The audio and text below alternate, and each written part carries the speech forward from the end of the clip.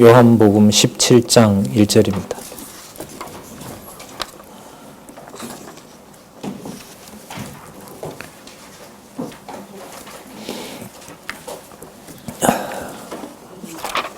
제가 읽겠습니다.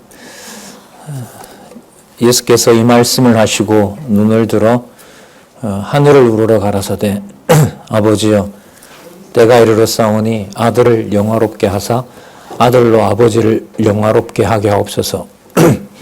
아버지께서 아들에게 주신 모든 자에게 영생을 주게 하시려고 만민을 다스리는 권세를 아들에게 주셨음이로소이다. 영생은 곧 유일하신 참 하나님과 그의 보내신 자 예수를 아는 것이니이다.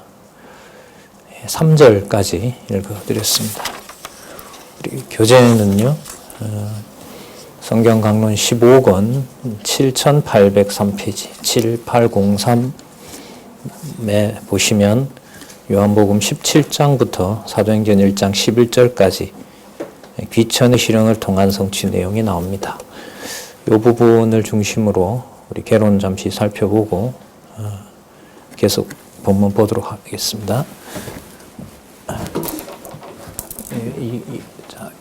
요한복음 17장 그 본문 잠시 읽었었죠.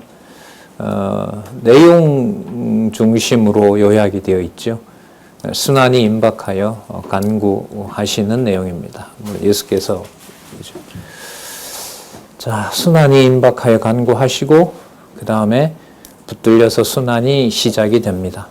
그러면 이것만 이렇게 봐도 순환이 임박하여 간구한 것이 순환에서 벗어나게 해달라는 기도가 아닌 거죠. 그 다음에 뭐가 나오니까 붙들려서 순환이 시작이 되니까. 그러니까 이제 이런 그 개념들을 제시해 놓은 것을 통해서도 이게 이렇게 쉽게 야 이게 나왔기 때문에 이게 나왔다 이렇게 쉽게 사실 연결이 되진 않아요. 그러니까 이제 본문으로 갈 수밖에 없는 이유가 거기에 있는 거죠. 그 다음에 순환이 시작되었으므로 이건 되었으므로 이렇게 되죠. 십자가에서 못 박히시고 또 뭐 하신다? 운명하신다는 내용이 나타나는 거죠. 자, 이 모든 내용은 이게 더 이제 또 놀라운 거죠. 이렇게 운명하시는 것이 바로 하늘로 가신다는 것을 실현하는 구체적인 사건이 된다는 거죠. 그러니까 이제 순환을 당하시고 죽은 것이 무슨 사건이냐면 하늘로 가시는 상황이라는 겁니다. 그러니까 이제 이게 마지막이 아닌 거죠. 자, 왜 그렇게 하시냐면 이분은 이제 여기 연결은 좀 더 어려워지죠. 그분은 바로 본성이 신성이시다. 그분이 바로 하나님이시기 때문에 당신이 계셔야 될 곳으로 간 겁니다. 따라서 이분은 인간이 아니고 그 본성은 바로 누구다?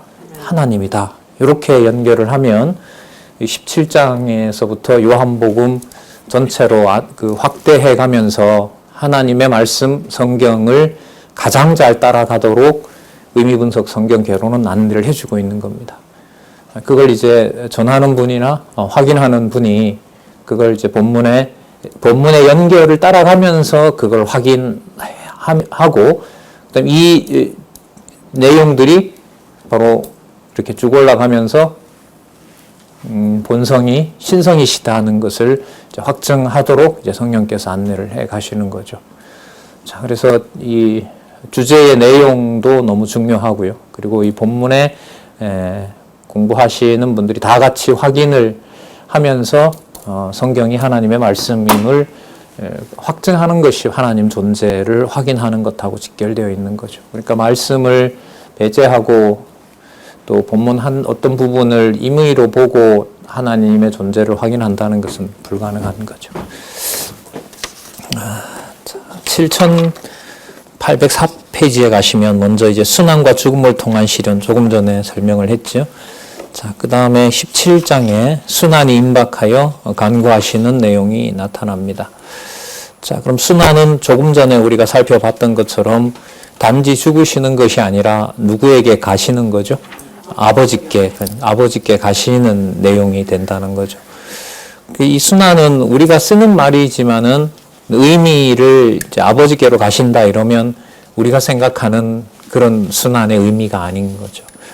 우리 성경을 꼼꼼히 공부해야 되는 것이 하나님이 주신 시간 동안에 이 세상에서 배운 지식을 하나님의 말씀으로 깨닫는 도구로 사용하는 그 안내 방법이 바로 성경에 있는 사건을 우리가 읽을 수 있는 언어를 통해서 하나님을 배워나가도록 하는데 이제 성령께서 주관해 가신다는 놀라운 사실이 있는 거죠.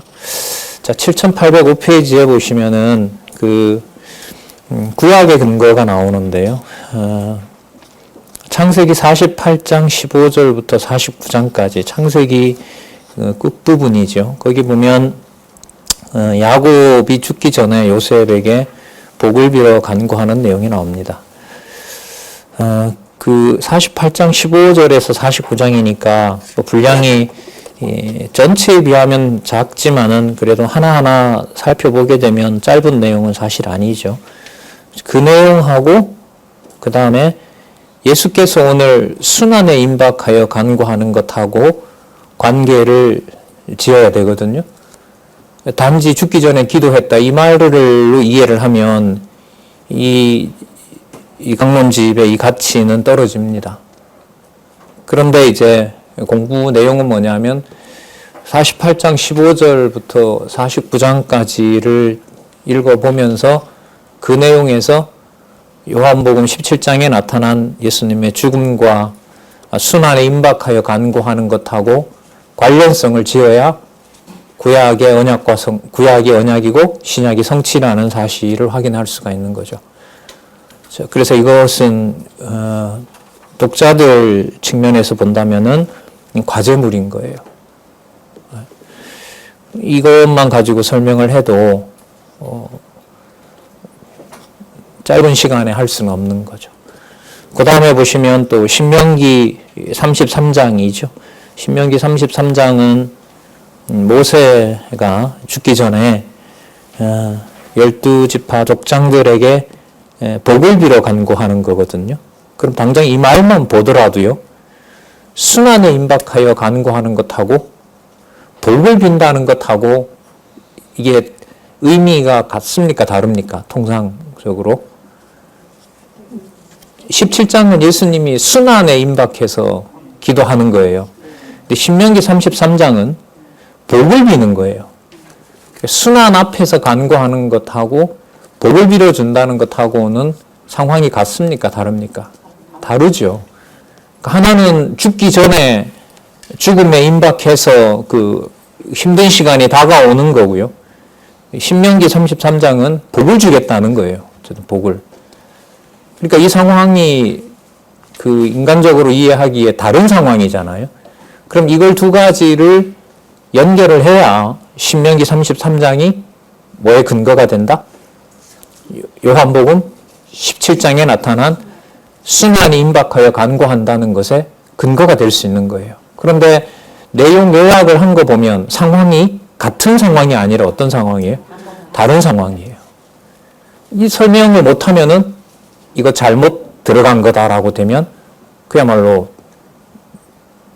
잘못된 강론집이 되는 거예요. 이런 내용들이 여러분 많을까요? 적을까요? 너무너무 많습니다. 그래서 공격도 많을 거예요. 그런 면에서 앞으로. 이걸 설명을 어딘가에서 못하게 되면 이제 당장 어디로 가게 되냐면 이건 그냥 이 박용기라는 저자가 자기 어떤 신앙적인 관점에서 그렇게 해놓은 것이다. 그걸 이제 변명 못하게 되면 이제 성경 권위는 우리가 그토록 확인하고 또 말하고 하는 것들이 이제 약화될 수밖에 없겠죠. 그래서 이제 매번마다 강론집을 보는 방식이 있다고 했는데 공부하는 방식이 있다고 얘기를 했는데 지금 이제 본문 중심으로 가지만은 구약 근거와 신약 근거를 이렇게 큰 덩치로 설명을 해갈 때 이것은 양쪽의 본문을 어떻게 해야 될까요? 다 잘 알아야 될까요? 아니면 대충 알면 될까요? 보통 알아서 되는 게 아닙니다. 이쪽 본문과 이쪽 본문의 상황이 다른 상황인데 이걸 어떻게 해요? 같은 연결로 같은 의미로 묶어서 이걸 설명한다는 것이 이게 여러분 쉬운 일은 아니라는 겁니다. 여러분 다른 어떤 부담을 드리려고 하는 것이 아니라 이제 우리가 가지고 있는 이 성경 강론집의 그 가치를 다시 한번 좀 확인하기 위해서 말씀을 드리는 겁니다. 그걸 이제 성령께서 지켜주시기를 원하는 거고요. 더 집중을 해야만 되고 다 다른 부분들도 확인해 가면서 공부를 해야 되는 부분이기 때문에 사람의 일로 봐서는 어떨 때는 이걸 누가 어떻게 하지 이런 생각도 해보게 됩니다. 그러나 이제 그런 가치들을 성경을 앞에 놓고 또 성경을 보면서 이렇게 생각하고 또 그걸 같이 공부하시는 분들이 점점 늘어나고 또 그런 상황이 그냥 감사할 뿐이죠. 자, 나온 김에요. 7804페이지에 보시면 요한복음 17장에서부터 사도행전 1장 11절까지 내용의 근거를 7804페이지에 창세기 5장 24절에 에녹을 데려가는 것하고 관계시켰죠. 그죠? 그리고 엘리야 선지자가 승천하는 것하고 관계를 시켰어요. 이것도 말로 보면 하늘로 간다는 건데 본문에 들어가서 그 구체적인 상황에 나타난 상황을 설명한 구절과 예수님이 지금 17장에서 임박해서 순환에 임박해서 간구했던 본문을 일일이 하나씩 따라가면서 이걸 맞춘다는 것은 여러분 이것 또한 쉽지 않겠죠. 맞죠? 예, 쉽지 않아요. 본문에 들어가면 들어갈수록 이 양자에 대한 연결은 설명해야 되거든요. 그런데 점점 이렇게 벌어지게 되면 언약과 성취가 점점 내용상 의미상 자꾸 벌어지면 언약과 성취라는 게 붙겠어요? 안 붙겠어요? 안 붙는 거죠. 이런 것들이 많다는 거예요. 공부해야 될 부분들이. 예. 자, 그게 그러면 단지 저희가 늘 고민하는 건데 단지 지식 문제인 거냐 아니면 꼭 필요한 일인 것이냐 이제 그런 고민을 하게 되는 거죠. 예. 사실 그것도 보면 인간적인 고민이에요. 자, 하나님께서 말씀을 기록하게 하셨고 또 깨닫게 하신다는 건데 그러나 또 분명한 것은 본문을 다 빼버리고 그냥 어떤 의미만 가지고 이렇게 우리가 이해되도록 연결하는 것도 안 되는 거죠. 말씀에 바탕을 둬야 되니까. 자, 그런 말씀을 좀 미리 드리고요. 앞으로 공부 방향 중에 하나가 저는 신약은 구약은 신약의 그 상호 근거를 확인하면서 창세전에 언약하신 내용을 중심으로 묶는 그런 공부도 중요한 공부로 남아있다. 이걸 좀 말씀을 드리려는 겁니다. 자, 먼저 우리 17장 1절에서부터 5절까지 보시면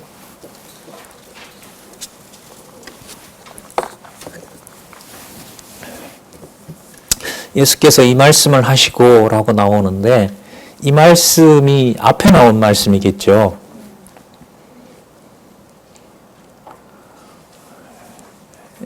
앞에 나온 말씀이에요. 이 말씀이니까 대명사잖아요. 대명사. 이 말씀은 뭐냐 하면 어쨌든 17장이니까요. 17장 초반이니까 어디 내용일까요? 16장 내용이겠죠. 그럼 벌써 이제 부담이 되죠. 성경을 보신 분은 이 말씀이 뭔지를 아실 거고 아니면 그게 뭐지 또 이렇게 되는 거죠. 그러니까 이 말씀은 17장과 17장 이후에 나오는 것하고 관계를 이렇게 시켜보면은요. 일단은 그 끝부분에 있는 말씀들이 좀 연결하는 데 도움이 됩니다. 예를 들면 33절에요. 그 제자들이 이제 다 도망간다고 얘기를 하죠. 32절에 보면 나를 혼자 둘 때가 온다는 거니까 제자들이 전부 뭐 한다는 거죠? 예수님 버린다는 거잖아요. 배신한다는 거죠. 그런데 32절에 보면 뭐라고 하냐면 내가 혼자 있는 것이 아니라 아버지께서 나와 함께 있다고 얘기를 했죠. 그러니까 그 제자들이 단지 버리고 도망갔다는 것이 아니라 아버지와 함께 하도록 한 거죠. 제자들이. 자, 그리고 33절에 이것을 너희에게 이름은 자, 왜 그럼 이걸 일러주냐 하면은요, 너희로 내 안에서 뭘 누리게 해요? 예수님은 스승을 버리고 도망갔는데 평안을 누리게 해준대요. 이게 여러분 이해가 잘 안 되죠? 버리고 간 사람에게 왜 평안을 줘요? 우리는 심정으로라도 섭섭한 게 몰려오잖아요. 최소한. 안 그렇습니까? 그러니까 이게 뭐가 아니에요. 이게 사람 정서를 개입해서 해설할 수 있는 게 아니에요. 이게. 더 놀라운 건 그 다음에 나오죠. 세상에서는 너희가 뭘 당해요? 환난을 당한다고 하잖아요. 그런데 담대하라고 얘기를 해요. 그럼 아까 그러면 평안을 준다고 했는데 그 평안과 환난은 같은 거예요? 완전히 다른 거예요? 그럼 이게 도대체 뭐 어떻게 나가는 거죠? 그러니까 평안을 준다라고 했는데 뭐가 온다? 환난이 온다. 환난이 오고 또 담대하라라고 얘기를 하는 겁니다. 그러니까 환난 가운데서 내가 지켜주시겠다 이렇게 되는 거죠. 그러면은 그 환난을 세상의 환난을 주는 것이 아니라 이 상황에서는 예수께서 그 환난을 당신이 주관해 가시는 거죠. 그죠? 예. 그리고 그 환난 속에서 내가 뭘 주겠다? 담대하게 하겠다. 자, 그 다음 내용 잘 보세요. 좀 굳이 좀 이해를 돕기 위해서 그런다면 좀 왜냐하면 이렇게 넣어서 한번 읽어볼게요. 왜냐하면 내가 세상을 뭐 했기 때문에? 이겼기 때문에. 그러니까 환난을 당하는 일이 당신에게도 다가오고요. 조금 있으면. 순환이 다가오고 좀 제자들도 뭐가 온다는 거면 그죠? 환난이 온다는 거잖아요. 그리고 그 가운데서 담대하게 하고 거기에 또 뭘 누리게 한다는 거예요? 평안을 누리게 한다는 거죠. 그리고 우리가 생각하는 이런 어떤 상식적인 그런 그 내용들이 아니죠. 여기서는 아닌 거죠. 그러니까 이해하기 쉽지 않은 이 내용을 말씀하신 후에 이렇게 되는 거죠. 적어도 이 17장으로 가기 전에 이 마지막 상황, 내가 세상을 뭐 했다? 이겼다라는 거. 세상을 이겼다. 그 세상을 이겼다 그러면은 환난을 주지 않아야 되는 게 우리가 생각하는 세상을 이긴 건데 예수님께서는 그렇게 얘기하는 것이 아니라 세상에 이기신 상황이 뭐냐 하면 환난이 다가오도록 하시고 그 가운데서 담대하게 하시고 그리고 평안하게 하신다는 거죠.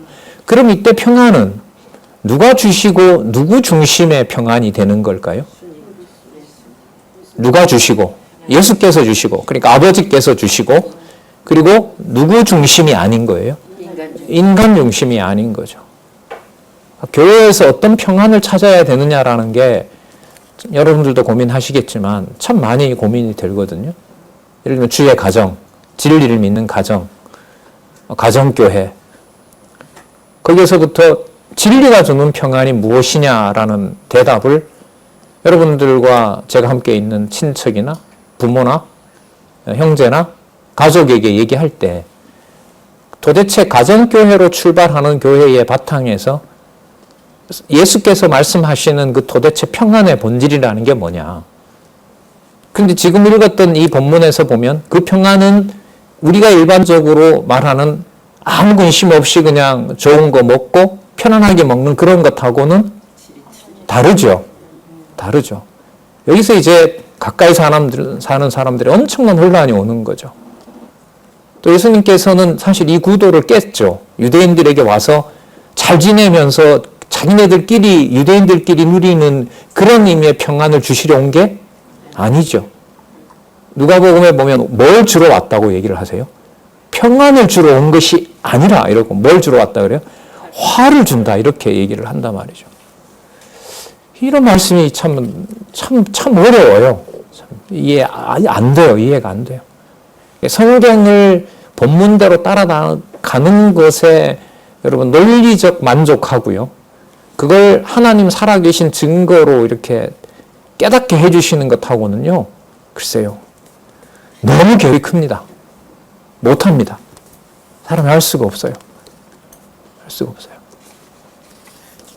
진짜 말씀은 권위예요. 뭔가 이렇게 요리할 수 있는 게 아니에요.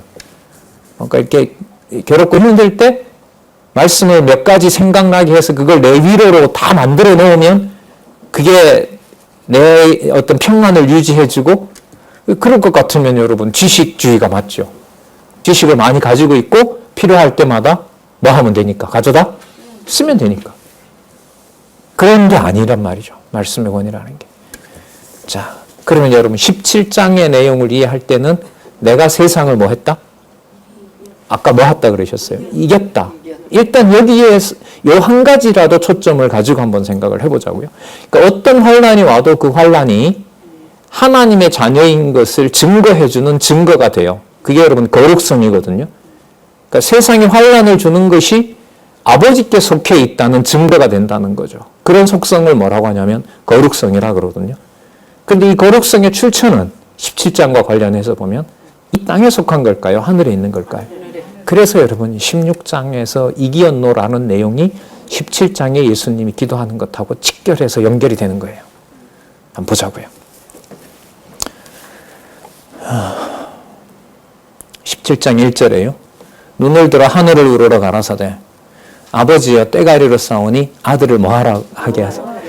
뭐가 다가오는데요? 네, 순환이 뭐 하는데? 임박하는데. 순환이 임박하는데 영화롭게 하사 아들로 아버지를 영화롭게 하옵소서. 그러니까 아들이 당하는 수치잖아요. 그러니까 여러분 뭐 옷을 벗기지시고 그 다음에 채찍에 맞고 침 뱉고 때리고 채찍질하고 온갖 모욕을 주고 하는 모든 것들이 아들로 아버지를 뭐하게 하시라는 거예요? 영화롭게 하시라는 거예요. 이 영화롭게 하시는 것을 이해하려면요, 마태, 마가, 누가가 들어와야 돼요.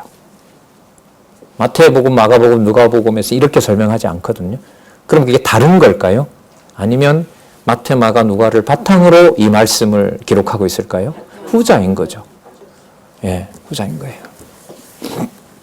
2절에 아버지께서 아들에게 주신 모든 자에게 영생을 주게 하시려고. 그럼 여러분 이 영생은 지금 앞에 아버지를 영광스럽게 하는 것과 관련된 영생인 거죠. 그러니까 우리가 그냥 오래 산다 뭐 이런 의미가 절대로 아니죠. 성질을 말하는 거죠. 영원한 생명을 주게 하시려고. 그 다음 보세요. 만민을 다스리는 권세를 아들에게 주셨습니다. 이때 만민은 모든 사람을 말하는 거거든요. 그러니까 환난을 당하는 사람도 들어가지만 환난을 뭐 하는 사람? 당하지 않는 사람 혹은 주는 사람. 그러니까 환난을 만들어내는 자도 바로 다스리는 권세를 가지고 있는 거죠. 그래서 여러분 요 구절이 저희들이 아까 16장 마지막 절을 같이 보자고 한 거예요. 이렇게 연결이 돼요. 세상을 이기었으므로 만민을 다스리는 권세를 이분이 가지고 있다. 이렇게 연결이 되는 거죠. 이해가 되시죠? 그러니까 만민을 다스리는 권세가 근거가 뭐냐라고 하면 아까 16장 33절에 나왔던 대로 예수께서 세상을 뭐 했다고 했으니까 그렇죠. 그 사이에 뭐가 있어요? 환난과 순환이 있는 거죠. 그럼 이런 얘기를 머릿속에 정리를 하면 환난과 순환이 뭐든지 와도 내가 다 감당할 수 있겠죠. 하유 이러시는데요, 집사님. 안 되죠. 안 되죠. 그러니까 여러분 뭐가 아니에요? 성경 신학은요, 지식주의가 아니에요. 네, 아니에요. 그러나 지금 있는 이런 말씀을 빼고 하나님 살아계신 증거를 성경 중심으로 바르게 깨달을 수도 없는 것입니다. 깨닫게도 하시고 또 믿게도 해주시는 분이 바로 하나님이시라는 거죠.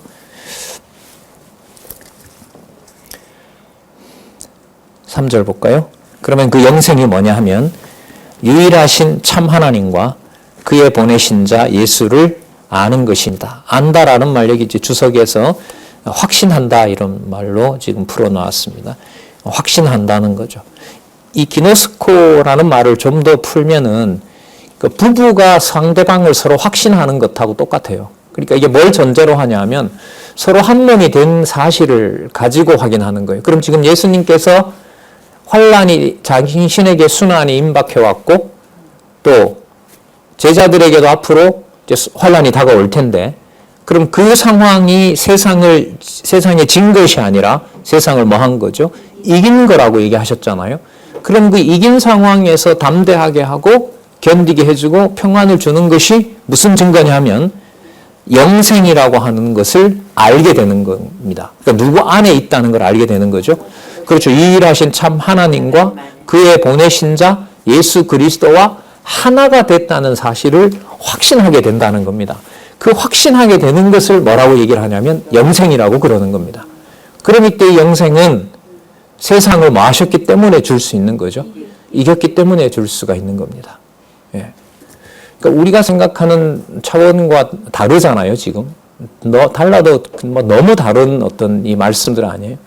그냥 우리가 일상 뭐 기도하거나 얘기하는 대로 기독교는 영생의 종교입니다라고 했을 때 우리가 생각하는 쪽으로 많이들 쓰잖아요. 근데 성경을 보면 그런 게 아니에요. 앞뒤만 봐도 그런 게 아니에요. 그래서 이걸 소홀히 보고 이렇게 가볍게 전한다는 게 참 무겁습니다. 전하는 자들이 어떤 우리 다 이제 곳곳에 이제 비대면이긴 하지만 강론하시는 분들 얘기 들어보면 뭐 진짜 자기 얼굴을 만들어내는 거죠. 자기를 비춰주는 그 거울들을 만들어낸다는 건데 한결같이 깨닫게 해주심에 대한 어떤 간절함이 굉장히 커요. 예. 많은 말을 한다고 해서 그게 내 지식으로 다 온다면은 그러면 많이 본 사람이 뭐 신앙이 좋다는 그런 등식이 성립하죠. 그럴 수는 없는 거니까요. 자, 그 다음 더 놀라운 일이 기록되어 있습니다. 자, 아는 것요. 확신하게 되는 거요. 영생 4절. 아버지께서 내게 하라고 주신 일을 내가 이루어. 그럼 예수님께서 지금까지 하셨던 일은 전부 누가 하도록 하신 거죠? 아버지께서. 아버지의 뜻을 이루는 겁니다. 아버지의 선한 뜻대로 한 거죠. 그리고 12장에 그게 나왔죠. 할 일과 말할 일과 전할 일과 입술에다가 다 뭘 담아둔다 그랬죠. 그 명령을 담아둔다고 얘기를 했죠. 그러면 성령께서 오셔서는 입술 정도가 아니라 어디에서? 마음에서부터 담아주시는 거예요. 그분이 예수께서 허락하시고 이 세상에 오신 성령이세요. 그리고 그 성령의 놀랍고 엄청난 역사가 여러분들이 지금 또 제가 보고 있는 바로 이 하나님의 말씀이에요. 성경 권위라는 말이 추상적인 개념이 아니에요. 이걸 건드려서는 안 돼요. 이걸 훼손시키거나 이걸 자기 용도로 쓰고 뭐 내 마음 컨트롤하는 그런 용도로 쓰거나 저 같은 사람 항상 유혹에 걸리는 지식 정보가 많은 것이 신의 존재를 아는 것처럼 가는 그 길목에서 성령께서 이걸 그야말로 필터링 걸러주지 아니하시면 진짜 무서운 말씀이 되는 거죠. 이게 여러분 성경 권위입니다. 성경 권위는 사람이 지킬까요? 하나님이 보존하시는 걸까요?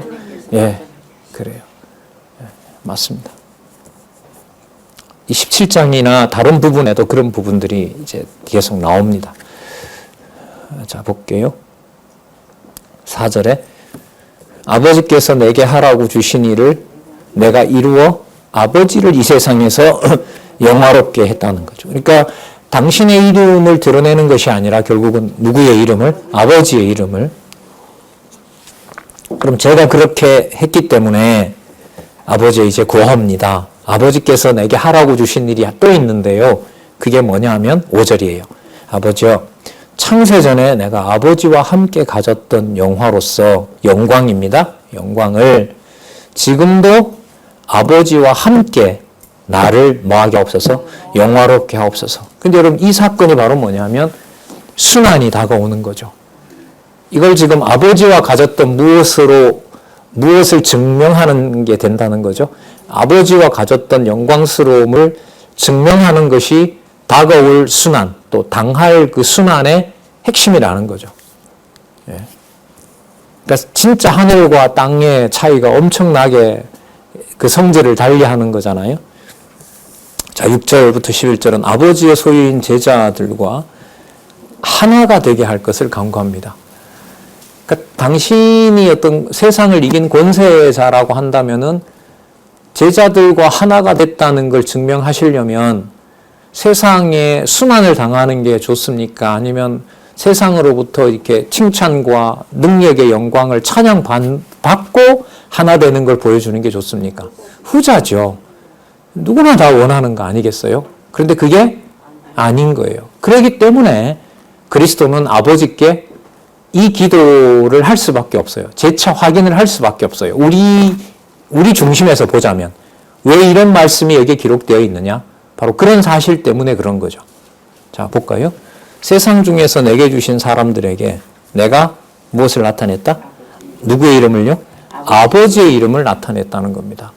나타내는 방식이 그러나 우리가 생각하는 차원과는 비교가 되질 않는 거죠. 그 다음 말씀 보세요. 저희는 내게 주신 자였다 이렇게 얘기를 하지 아니하시고 뭐라고 하시죠? 아버지의 것이었는데 내게 주셨으며, 그런 건 누구 거예요 그러면? 아버지 거죠. 저희는 누구의 말씀을 지켰다? 아버지의 말씀을 지켰다. 간직했다 이런 말인 거죠. 근데 여러분 아까 제자들이 예수님을 혼자 버려둔다라는 것은 지금 이것하고 이렇게 그냥 통상 얘기를 한다면은 말씀을 지킨 거예요? 말씀을 두고 간 거예요? 배신한 거예요? 예? 예수님을 버리고 도망갔잖아요. 그럼 그들이 지킨 거예요? 말씀을 버린 거예요? 지킨 거예요? 버린 거죠. 앞으로 버릴 거거든요. 베드로도 뭐 합니까? 3번 부인하잖아요. 근데 지금 예수님은 그걸 뭐라고 얘기를 하세요? 뭐 했다고 얘기를 하는 거죠? 지켰다고 얘기를 해요. 이걸 어떻게 설명을 또 한단 말이죠. 그럼 세상에서 봤을 때 예수님, 하나님의 말씀을 버리는 경우가 적습니까? 많습니까? 많죠. 여러분이나 저나 늘 아슬아슬 하잖아요. 궁지에 몰리고 더 궁지에 몰아넣어 버리면 말씀을 듣지 못하게 하고 깨닫게 되지 않으면 뭐 한순간 가버리잖아요. 자, 그런데 지금 예수님의 기도는 뭐라고 얘기를 하세요? 내게 주셨으며 저희는 아버지의 말씀을 뭐 했다? 지켰다는 거예요. 간직하고 있다는 거예요. 지금 이거는 여러분 어떤 상황인 겁니까? 지상에 속한 상황일까요? 아니면 하나님께 속한 상황일까요? 영원하신 하나님께 속한 상황인 거죠. 그러니까 아버지가 내 안에, 내가 아버지 안에 이제 다음에 나오는데 예수님 거기서 하나를 덧붙여요. 저희들도 우리 안에 있게 하여 주옵소서. 창세전에 받으셨던 영광처럼. 그 창세전에 받으신 영광이 아버지 안에 아들이, 아들 안에 아버지가 있는 상황이 그게 거기서 끝나는 것이 아니고 누구도 들어와 있다는 거예요. 세상에 보낼 다른 자녀들도 그 안에 들어와 있다는 거예요. 거기에 가룟 유다가 아닌 12사도들을, 그리고 또 그 12사도들의 말씀을 들을 자들, 그들은 바로 뭘 간직하고 있는 자가 돼요? 아버지의 말씀을 간직하고 있는 자가 되는 겁니다. 우리가 구분해낼 수는 없는 겁니다. 하지만 분명히 아버지의 그리스도가 받는 순환 가운데 현상적으로는 다 도망간다고 하지만 그 자들 가운데 성령께서 다시 모아서 아버지의 말씀을 지키게 할 자가 이미 언제? 창세 전에. 그걸 뭐라고 얘기를 해요 지금? 뭘 받았다고요? 영광을 받았다. 이렇게 얘기를 하시는 겁니다.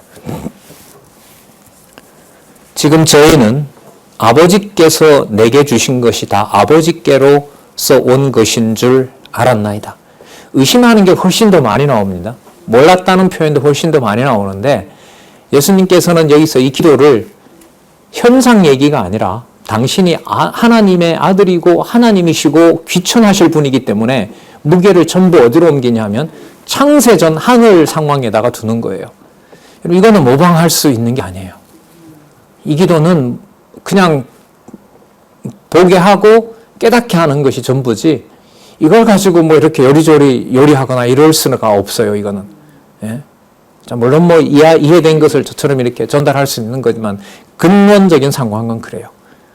그러니까 내 눈에 맞고 안 맞고에 따라서 하나님의 교회와 성도를 뭐 할 수가 없어요. 사늘에 속했다 안 했다 이 말이 불가능한 얘기가 돼요. 이게 여러분 말씀의 권위인 거잖아요. 자, 저희는 아버지께서 내게 주신 것이 다 아버지께서 온 것인 줄 알았나이다. 알았다라고 얘기를 하시죠. 자, 나는 아버지께서 내게 주신 말씀을 저희에게 주었사오며 저희는 이것을 받고 내가 누구로부터? 아버지께로부터 나온 줄을 참으로 아오며. 좀 있으면 이제 도망가고 나중에 부활해서도 예수님인지도 모르고 또 예수님이 알려줘야 알고 그러니까 그 모든 것들이 예수께서 하나님이시라는 사실을 증거하는 중요한 증거가 되는 거죠. 그거는 현상적인 상황에서 믿고 안 믿고 배신하고 뭐하고 하는 것하고 상관이 없어요. 그렇다고 그게 아무것도 아니다라고 하시면 안 됩니다. 그 가룟 유다 같은 경우에는 아무것도 아닌 게 아니라 그가 아버지 안에 있고 우리 안에 있지 않다는 것을 뭐하는 확증하는 증거가 되잖아요. 가룟 유다 경우에는. 그리고 핍박하는 자들에게는. 나중에 예수님께서 그런 말씀도 하시죠. 그 빌라도 총독에게 하나님이 너한테 권세를 준 것이고 네가 나를 넘겨주는 것이 불의한 행위다라고 얘기를 하시면서 또 무슨 말씀을 하시냐면 너에게 넘겨준 자들의 죄가 더 크다 이런 말을 하십니다. 그러니까 예수님이 봤을 때 더 큰 죄가 있는 거죠. 그러니까 버리는데도 뭐가 있어요? 죄의 경중이 있는 거죠. 그걸 우리가 판단할 수는 없어요. 재판정에서 판사의 입을 통해서 1년, 구형 1년 내린다, 인형 내린다, 법 얼마를 낸다 이런 방식이 아닌 거죠. 자, 더 볼게요. 계속 이어지니까요. 이런 말씀들은. 8절 나는 아버지께서 내게 주신 말씀들을 저희에게 주었사오며 저희는 이것을 받고 내가 아버지께로부터 나온 줄을 저희에게 아버지께로부터 나온 줄을 참으로 아오며 아버지께서 나를 보내신 줄도 뭐했다? 믿었사옵나이다. 그냥 확정 지어버려요. 9절 그래서 내가 저희를 위하여 이때 저희는 누구냐 하면 뭐하고 뭐한 자들 믿고 또 그 말씀을 아버지로부터 온 줄을 믿는 자들 그들이 바로 하나님 안에 있고 그리스도 안에 있는 자들인 겁니다. 언제요? 창세전에. 창세전은 우리 판단을 넘어서요. 우리가 관여할 수 있는 게 아니에요. 참으로 아오며 그래서 9절 내가 저희를 위하여 비옵나니 아버지 안에 있었으니까요. 내가 비옵는 것은 세상을 위함이 아니요. 여기 나오죠. 내게 주신 자들을 위함이다. 그게 다 구원하는 게 아닌 거예요. 만인 구원론이 아닙니다. 세상이라는 말이 나온다 하더라도 내게 주신 자들을 위함입니다. 그러니까 내가 아버지 안에 있고 아버지가 내 안에 있고 또 우리 안에 있는 그런 자들을 아버지께서 주신 자들만 가능하다는 겁니다. 저희는 누구의 것이라고 얘기를 합니까? 아버지의 것이라고 얘기를 한 거죠. 그러니까 이렇게 되는 거예요. 예수님을 버리고 도망간다 하더라도 아버지 안에 있기 때문에 저 인간들이 나쁜 자들이라고 판단을 할 수가 없죠. 누구 거기 때문에? 얘기대로 아버지 것이니까. 근데 예수님이 이미 정리를 다 하셨죠. 이게 아버지께로 가는 영광을 받는 과정이라는 것을 이미 앞서서 말씀을 하셨죠. 그리고 세상이 고난을 주고 환난을 주는 것이 아니라 자기는 세상을 이미 뭐 하셨다고? 이기도록 아버지께서 하셨다고 확증을 하고 있기 때문에 자 10절 내 것은 다 누구 것이고? 아버지의 것이고 아버지의 것은 다 내 것이온데 내가 저희로 말미암아 영광을 받았나이다. 그러니까 여기서 여러분 이 10절에 보면 누구가 다 들어가죠. 아버지와 아들과 제자들의 뭐가 되는 하나가 된다라는 내용이 여기에 나타나는 겁니다. 이게 여러분 교회의 비밀인 거죠. 그러니까 우리끼리만 하나 되는 건 없습니다. 아버지와 아들과 성령의 교통하심으로 하나 되게 하신 거. 우리 14장 15장에서 약속하신 뭐가 분명히 오신다고 했죠? 성령. 내가 아버지께로 보낼 성령이 오면 아버지께로부터 성령이 너희들에게 가면 이런 말씀들이 있기 때문에 우리는 거기서 확인을 이미 한 겁니다. 그래서 14장, 15장, 16장 다음에 17장 이 내용은 매우 중요합니다. 그러니까 성령의 보장이 땅에서 앞으로 이루어지는 거지만 그런 보장은 17장에 오면 어디 사건이라는 거죠. 이미 하늘에 창세전에 이미 있었던 엄청난 놀라운 사건이라는 겁니다. 그게 여러분 이제 가시기 전에 제자들에게 말씀을 통해서 확증해 주고 계신 거죠. 자, 11절에 보면 나는 세상에 더 있지 아니하오나 저희는 세상에 있사옵고 나는 아버지께로 가옵나니 거룩하신 아버지요. 자, 이제 거룩하신 분이라는 얘기가 나오죠. 거룩하신 분이라는 말은 세상과 구별되는 분이라는 거죠. 세상에 갇히는 분도 아니고 세상의 이해 방식으로 이해되는 분도 아니고 아버지의 이름으로 저희를 보존하사 우리와 같이 저희도 뭐가 되게 해달라? 하나가 되게 해달라. 예. 이 부분에 대한 그 번역을 여기 다시 하고 있는데요. 여기 보시면은 7, 8, 0, 9에 보시면 따라서 본 내용은 아버지께서 나타나게 하신 아버지의 이름으로 이렇게 이게 바로 자기 계시인 거죠. 예, 자기 계시. 거룩하신 아버지, 내게 주신 아버지의 이름으로 아버지께서 아버지의 이름을 나타내셨다. 누가 오셔서 나타내신 거죠? 예수께서 아버지의 독생자 이름으로 오셨다고 우리 1장 14절 그리고 18절에서 얘기가 이미 그 말씀이 나왔었죠. 자, 이름으로 저희를 보존하사 우리와 같이 저희도 뭐가 되게? 하나가 되게 해달라. 그럼 여러분, 제자들이 하나가 되고 진리의 말씀으로 이제 거룩하다고 했으니까요. 제자들이 거룩해야 아버지가 거룩한 게 증명이 되거든요. 그러면 세상에서 제자들이 거룩하게 되려면 제자들이 세상 중심으로 하나가 되는 것이 아니라 무엇으로? 진리를 중심으로 하나가 되는 거거든요. 그럼 진리를 중심으로 하나가 되는 것을 우리가 교회라고 얘기를 하는데 진리를 중심으로 하나 된 것이 하늘에 있는 누구와 누가 하나 된 것의 증거가 된다는 겁니까? 아버지와 아들과 성도들이 하나님의 자녀들이 창세전에 하나 된 것의 증거가 진리로 하나 된 것의 증거입니다. 우리가 편하게 말하는 알고 믿는 것이 하나 된다는 것은 매우 무거운 개념입니다. 편한 개념이 아닙니다. 알고 믿는데 왜 그래? 이런 말이 아니에요. 이런 말이 아니에요.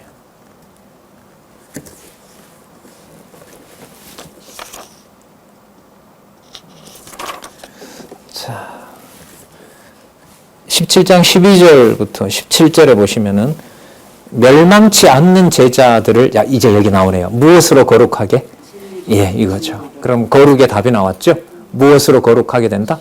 진리로. 그럼 누가 오셔야 될까요? 보혜사, 진리의 영, 바로 성령께서 오신다는 거 이미 14, 15, 16장에서 밝혀주셨죠. 그리고 16장에 보면 성령께서 오신 증거가 아주 거기에 좀 충격적인 내용이 나왔죠. 성령께서 오신 증거가 세상이 우리를 싫어하고 세상이 성도들을 하나님의 그 그리스도의 제자들을 죽일 때 뭐라고 하면서 죽인다는 거예요? 제자들을 죽이는 것이 이제 유대인들이겠죠, 주로. 유대인들이 예수님의 제자들을 죽일 때 이것을 죽이는 것이 하나님 아버지의 이름을 모독한 것이므로 하나님이 좋아하시는 일로 생각하고 사도들을 죽인다는 거예요. 그런 말씀이 16장에 나왔거든요. 참 여러분 묘하지 않아요? 성령이 함께 하신다는 증거가 내가 환난을 받으면서 환난을 주는 자가 뭐라고 말을 하냐면 이렇게 하면 우리가 너를 죽이는 것이 출회하고 여기서 내쫓고 또 죽이는 것이 우리가 믿는 여호와 하나님이 기뻐하시는 거라고 기뻐하는 것이라고 믿고 사도들을 죽이는 거예요. 그게 사도들 입장에서, 사도들 편에서 보면 무슨 증거가 돼요? 사도들이 하나님께 속해 있다는 증거가 돼요. 그러니까 죽이는 자나 죽임을 당하는 자나 전부 다 누구 이름으로 해요? 여호와 하나님 이름으로 해요. 그럼 여러분 제3자가 봤을 때 누가 여호와 하나님을 진짜 경외하는지 알 수 있을까요? 모를까요? 그럼 유대인들이 수천 년 지켜온 기준으로 보면 유대인들이 이단자입니까? 예수님을 믿은 저들이 이단자입니까? 일반적인 유대인 기준으로 보면 예? 모세 율법을 지키는 사람이 이단자예요. 모세 율법을 지키지 않는 자가 이단자예요. 않는 자가 이단이죠. 예수님의 제자들은 모세 율법을 지켜요, 안 지켜요? 안 지키잖아요. 그러면 제3자가 봤을 때는 누가 정통이고 누가 이단이에요? 유대인이 정통인 거고 제자들이 이단인 거예요. 그러면 세상에서 봤을 때는 누가 죽는 게 맞아요? 그렇죠. 예수님의 제자들이 죽는 게 맞아요. 그런데 예수님은 그걸 뭐라고 하세요? 하나님께 속해 있던 증거가 바로 그거라는 거예요. 참 어렵습니다. 불가능하고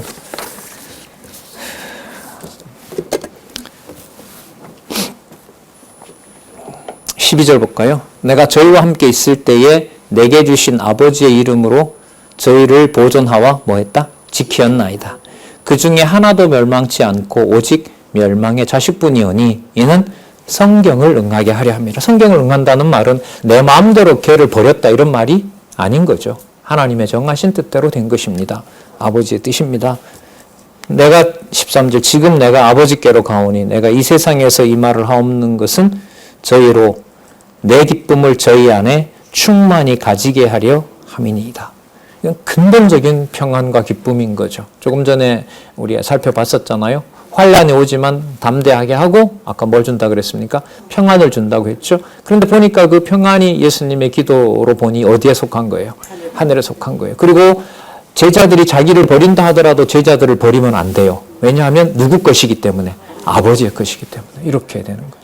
그야말로 예수님의 기도는 누구 것을 누구 것으로 확증하고 알려주는 거죠. 아버지의 것을 아버지의 것으로 확증해서 알려주는 겁니다. 교회가 이거죠. 자녀에게 너 소유는 아버지다. 하늘에 계신 아버지다라는 것을 알려주는 데서부터 지상의 교회가 출발하는 거 아니겠습니까? 14절 내가 아버지의 말씀을 저희에게 주었사오며 세상이 저를 뭐 했대요? 그러니까 뭐와 뭐가 같이 이렇게 일어나요? 말씀을 준 증거가 세상이 뭐 해줘야 돼요? 미워해줘야 돼요. 이는 그 다음에 참 놀랍습니다. 내가 세상에 속하지 아니함 같이 저희도 세상에 속하지 아니함을 인함이라. 그러면 환난과 순환을 주는 것이 하나님의 교회가 어디에 속한 게 아니라 세상에 속한 것이 아니다는 것을 증명해주는 사건이 되는 겁니다. 이걸 여러분 교회의 거룩성이라 그럽니다. 교회의 거룩은 무슨 시간, 날짜 따져서 이렇게 이런 그런 의미가 아니에요. 예. 15절 내가 비옵는 것은 저희를 세상에서 데려가시기를 위함이 아니요 오직 악에 빠지지 않게 보존하시기를 위함이니이다. 이 악은 바로 뭐냐면 하늘에 속한 이러한 거룩성을 내 편의대로 사용하는 거죠. 그리고 세상과 타협하는 거고요. 내 좋을 대로 쓰는 거고요. 바로 그런 어떤 세속주의와 관계가 되겠죠. 16절 내가 세상에 속하지 아니함 같이 이게 여러분 거룩함인 거예요. 거룩함. 저희도 세상에 속하지 아니하였사옵나이다. 이게 여러분 바로 거룩한 거죠. 여러분 이게 어디서부터 나오죠? 요한복음 1장 아니 사도행전 1장 12절부터 교회가 세워지잖아요. 거기서부터 이게 증명이 되는 거죠. 17절 자 그래서 저희를 뭐로 거룩하게 하옵소서? 그렇죠. 진리로 거룩하게 해줘야 돼요. 유대인들은 진리로 거룩하게 하시지 않았잖아요. 그리고 이들은 아버지 것이었기 때문에 아버지의 것으로 진리를 거룩하게 하고요. 나중에 성령이 임해서 또 그 가운데서 믿는 자와 믿지 않는 자를 또 심판하시는 일이 벌어지는 겁니다. 저희를 진리로 거룩하게 하옵소서. 아버지의 말씀만 이렇게 읽을게요. 아버지의 말씀만 뭐다?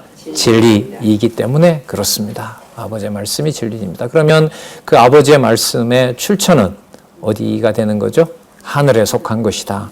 그래서 하늘을 불어서 기도하시면서 아까 16장에 이기셨다고 하는 그 확증을 세상에 이기는 그 확증을 세상이 뭐하면 뭐할수록 미워하면 미워할수록 순환을 주면 줄수록 세상의 어떤 힘과 권력과 이해관계가 상충하면 할수록 오직 하나님의 자녀들이 무엇으로 거룩하게 된 사실? 진리로만 거룩하게 되었다는 사실을 확증해 줍니다. 여러분 그래서 무슨 일이 벌어지더라도 진리의 말씀을 사모하고 또 그 말씀을 듣게 되는 것만 하늘에 속한 거룩성을 확증해 주는 것이 됩니다. 그래서 성령을 보내신 것이 무한한 은총이고 그 성령께서 기록하시고 깨닫게 해주시고 오늘 이렇게 또 다시 뵙고 진리의 말씀을 같이 묵상하고 또한 이렇게 연구하는 방향을 또 하나님께서 제시해 주고 있는 거죠. 18절부터 다음 시간에 하도록 그렇게 하겠습니다. 저만이 좀 커서요. 좀 서론을 좀 길게 했습니다. 그러니까 여러분 18장에서부터 계속해서 앞으로 읽어보시면 좋겠습니다. 기도하겠습니다. 하나님 아버지 감사합니다. 말씀을 사람의 정서와 이해의 폭 속에 이해의 폭으로 담을 수가 없습니다.